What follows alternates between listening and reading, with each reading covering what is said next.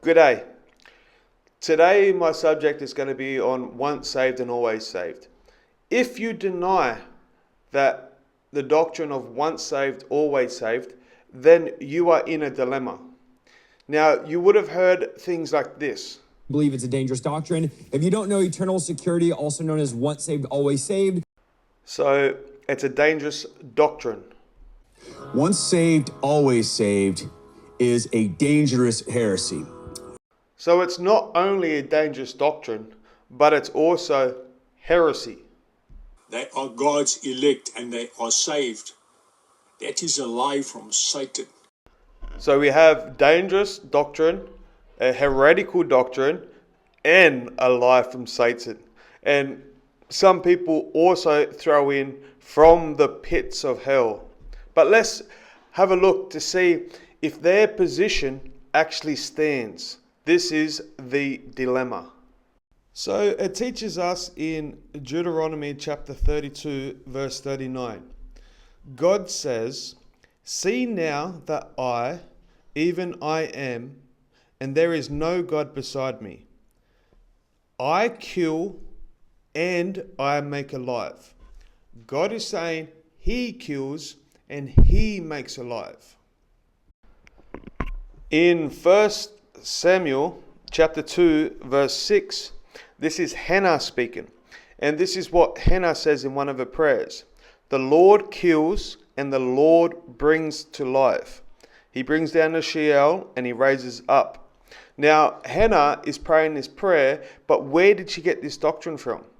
I would submit to you that she's getting this doctrine because it was established in the Old Testament with God's sovereignty over life itself, over bringing people to life and taking people away from life. God is the one who's sovereign, who blots out the people from the book of life. And then you hear wild claims like this. So neither the Bible nor the early church taught if you trust in Christ, you are saved forever. So nowhere in the Bible.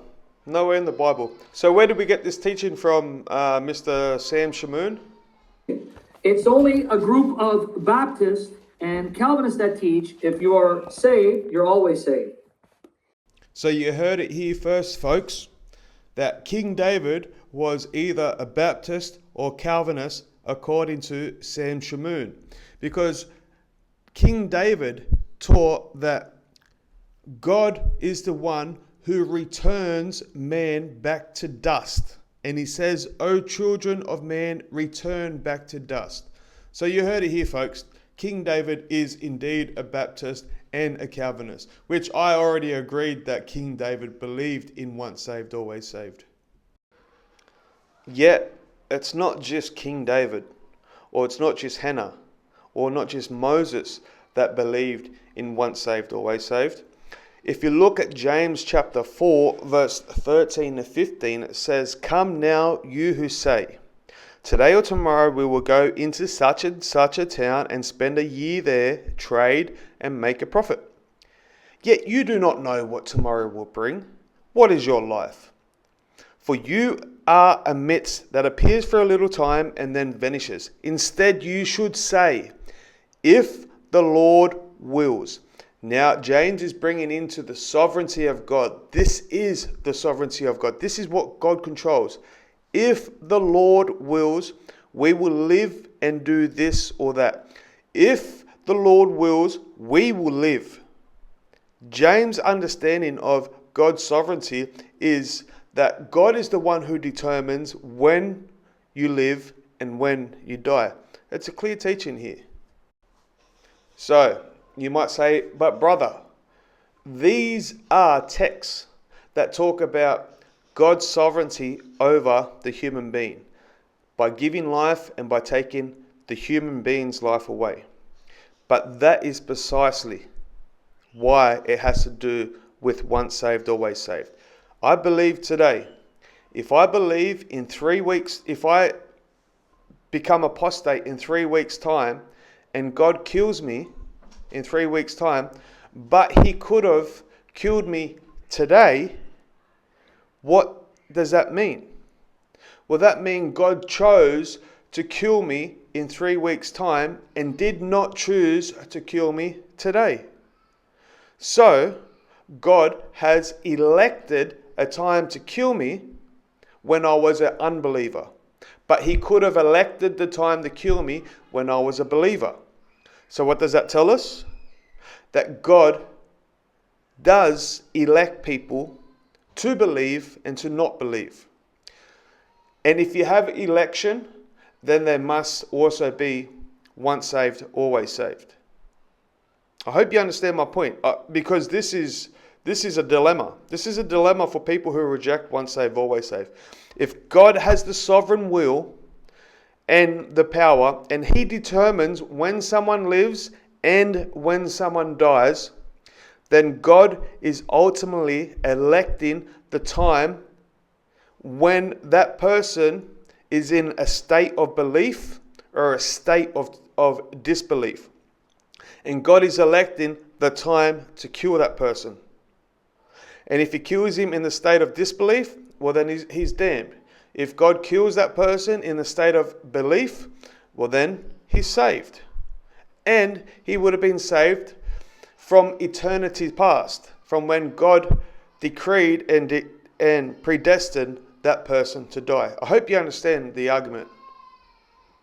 Now, just to recap what Sam Shamoun is claiming. That's the teaching. It's only a group of Baptists and Calvinists that teach if you are saved, you're always saved. Only a group of who? It's only a group of Baptists and Calvinists that...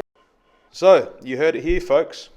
Jesus must have been a Baptist or a Calvinist, because he said in John chapter 6, starting at verse 37, all, so everyone that the Father gives me will come to me, and whoever comes to me, I will never cast out. Jesus will never cast out that person.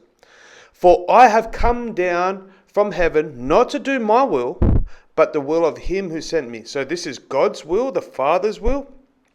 And this is the will of the Father who sent Christ, that I should lose nothing. Not I am providing a way for everyone, or that maybe some people might not make it because they won't make the decision. No. Jesus said, I should lose nothing.